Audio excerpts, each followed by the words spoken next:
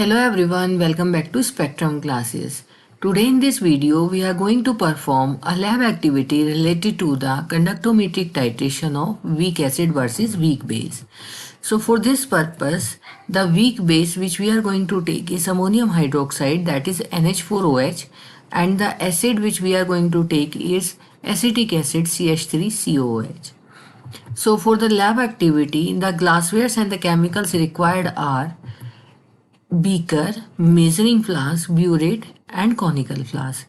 And the chemicals required are acetic acid solution 0.1 normal and NH4OH solution 0.1 normal solution. If you need to standardize these solutions, then other than these chemicals, oxalic acid and sodium hydroxide is also required. Now, before showing the lab activity, I'm just going to summarize the reactions which we are going to take place during this titration, right? So here, this is a pictorial representation of the setup. So in the beaker, I will take 20 ml of acetic acid solution, 0.1 normal. So in the beaker, I will take 0.1 normal 20 ml solution of acetic acid, and in the burette I will fill ammonium hydroxide solution. I will start titration of this acetic acid with this NH4OH, and I will, while doing the titration, we are going to record the conductance value. During the titration, reaction takes place is like this. Ammonium hydroxide NH4OH on reaction with acetic acid which is filled in the beaker, it gives ammonium acetate salt plus water, right? So OH from here and H from here, so this gives H2O. Since this is fably dissociated, this is again fably dissociated, or we can say these are weak acid and base, and they form a salt which is strongly dissociated, right? Since only one reaction is taking place, so we get one equivalence point for this type of reaction. And apart from this, as we know that conductance value depends on the concentration and the ionic mobility. So I have summarized the ionic mobility chart over here. So the ionic mobility of ammonia, acetate, H plus, OH minus ions are summarized in the table. What inference we are going to make here? So initially, since this is CH3COOH, so its conductance value increases just because of the formation of CH3COONH4.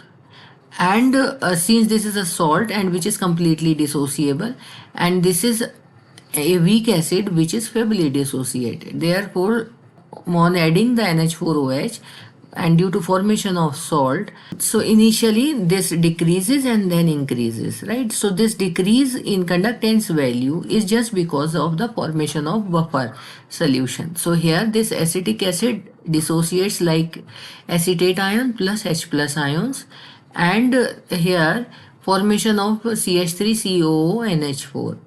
So these two all together they form a buffer solution, therefore the conductance value which is minimized over here, and thereafter it increases, and once the equivalence point reach, the conductance value remains almost constant just because of the addition of weakly dissociable or weak base, right?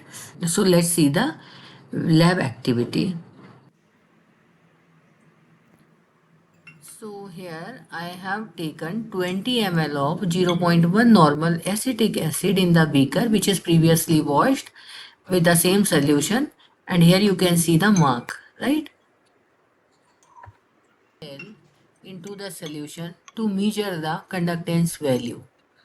Here on the screen you can see the value which is 30.6. So that is actually not the conductance value, that is temperature value in degrees centigrades. I'm just going to show you that. So this is dipped into the solution, and here you can see 29.8. This is temperature, this is in degrees centigrades. Now I'm going to change the mode. This is cell constant which is about 1, and now I change the mode to conductance value. So the conductance value is in millisiemens 0.734.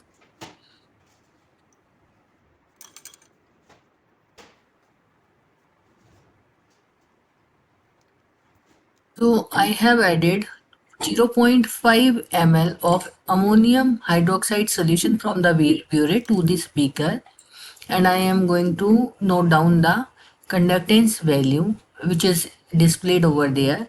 So up to this moment we are having this 11.23 conductance value in millisiemens.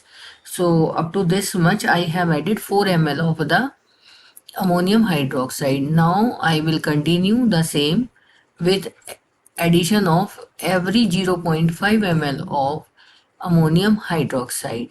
So just to save the time of the video, I have speeded up this video 4 times, and I am going to continue the titration on addition of every 0.5 ml of ammonium hydroxide and pen down the conductance value, right?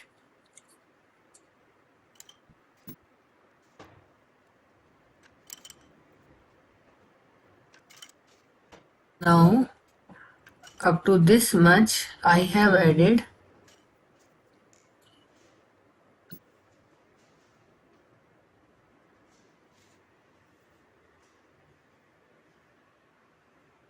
0.5 ml to 13 ml. I have shown all the readings to you. So up to this much 13 ml of ammonium hydroxide I have added. You can see the purate reading also. So this is the reading up to addition of 13 ml. Right now I'm just going to plot this reading in the Excel sheet. So here are the values which we get from the lab activity. So volume of ammonia solution is this much. So on every step I have added 0.5 ml of ammonia solution, and here is the conductivity value which increases in this manner, right? And here you can see this kind of results we get. So this starts after the 6, it starts decreasing. So here you can see. So from the lab activity we get the readings and conductance versus volume readings, and on drawing their graph we get this kind of graph, right? So this kind of graph we observed here in this case, and here is the equivalence point, or the equivalence point, the volume of NH4OH is 6 ml, right? So now the calculation part. So for calculation we are going to use normality equation, N1V1 is equal to N2V2. So one side we are using the values of acetic acid, and on the other side we are using the values of ammonia solution. So the values which are known to us, that we are going to put in this equation, and here you can see for volume of NH4OH consumed at the first equivalence point is equal to 6 ml, and the volume of acetic acid which we have used over here is 20 ml. Now the normality of ammonia solution. So the normality of ammonia solution is 0.4 normal, which I have taken over here in this case, right?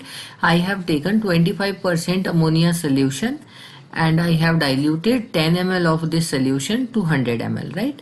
So in this manner I have this, but I would suggest, if we as I showed you that acetic acid normality is about 0.1 normal, so it would be better if you take the normality of other solution in the same order, right?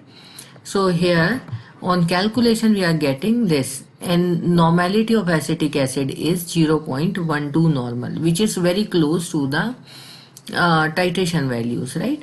So this is the end result. I hope you find this video helpful. Please like, share and subscribe. Thank you all. Thanks for watching.